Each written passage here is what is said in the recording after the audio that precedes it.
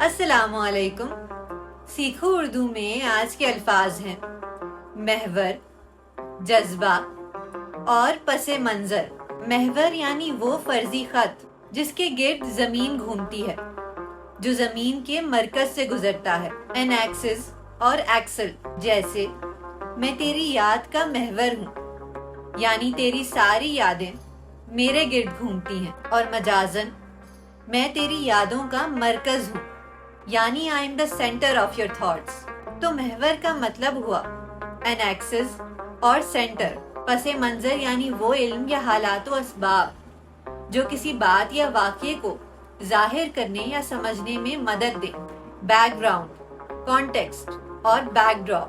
جذبہ یعنی احساس، ایموشنز اور سینٹیمنٹس۔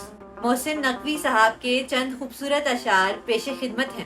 تو میرا نام نہ پوچھا کر، میں تیری ذات کا حصہ ہوں، میں تیری سوچ میں شامل ہوں، میں تیری نیند کا قصہ ہوں، میں تیرے خواب کا حاصل ہوں، میں تیری یاد کا محور ہوں، میں تیری سانس کا جھونکا ہوں، تو منظر میں پس منظر ہوں، میں لمحہ ہوں، میں جذبہ ہوں، جذبے کا کوئی نام نہیں، تو میرا نام نہ پوچھا کر۔